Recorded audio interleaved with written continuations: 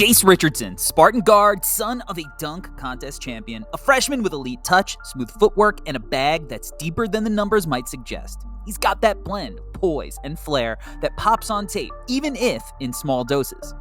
He wasn't the lead dog in East Lansing. His usage was just over 20%, but every time he touched the ball, things seemed to slow down and lock into rhythm. He's efficient, composed, and rarely sped up. And a big part of what makes Jase so steady? The jumper. Fluid mechanics, soft touch, and ice-cold confidence from deep. Let's dig into that.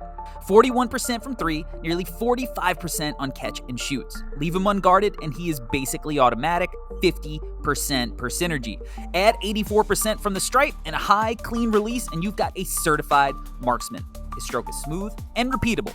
Textbook mechanics, a soft follow-through, and the kind of balance that holds up under pressure. But it's not just standstill threes. Richardson is confident firing off movement, pull-ups, step-backs, quick resets. He's got all of it. He's a tough shot maker, especially when he's dancing behind a ball screen or sizing up a switch. There's craft in his footwork and poise in his timing. And that in-between game, real. 43% on mid-range attempts per synergy. Comfortable getting to the elbows and punishing those deep drops, forcing the bigs to play a little higher and opening up those lobs for his rollers. Floaters sit at 35%, a bit shaky, but the touch is there. The way he gets to them, slows the pace and floats them high over length, shows polish. You bet on that developing. Still, what might surprise people the most is his ability to finish inside the arc. Despite being listed maybe a bit generously at 6'3", Richardson finishes at the rim like he is a big man. Below the rim?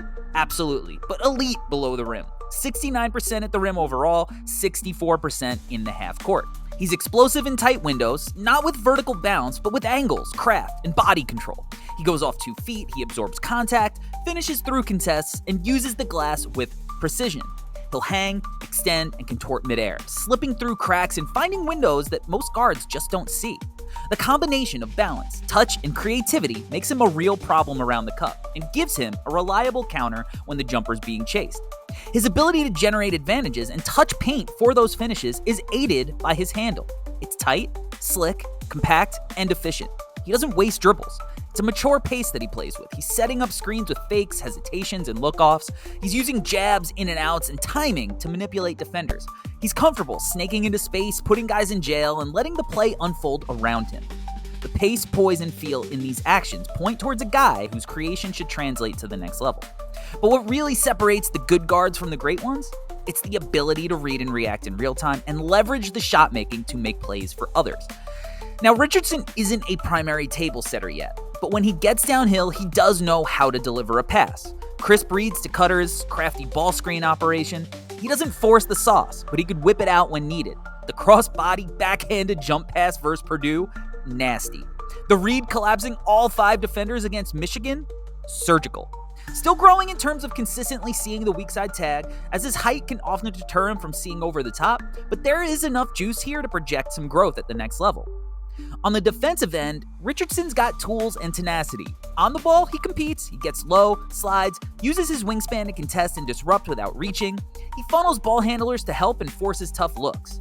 Off the ball, he's active, fighting over screens, reading passing lanes, and making timely rotations.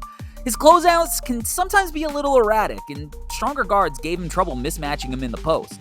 But the instincts and the effort are there. He's smart, he's sturdy, and he understands how to play team defense, even if, at the next level, things might be a little more difficult due to his size.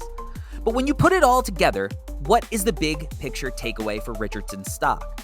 Well, he may not wow you with highlight reel dunks or gaudy counting stats, but his game is built for translating up. Touch, balance, feel, polish, the ability to play on the ball or off of it. The statistical profile this year, it was rare air for a freshman. True shooting over 60%, BPM in the double digits. That's Harden, Zion territory per Bartorvik's scale. What you see is what translates. A composed, efficient, two-way guard who can run offense, knock down shots, and hold his own. There's a Mike Conley feel here, maybe even a Jalen Brunson or Fred VanVleet outcome. Not always the loudest player on the court, but one you trust with the ball in high-leverage moments. A secondary creator, a late-game decision-maker, a winning piece. Thanks for watching No Ceilings Quick Hit Scout on Jase Richardson. For more NBA draft breakdowns and content, stay locked in by subscribing to the No Ceilings YouTube channel.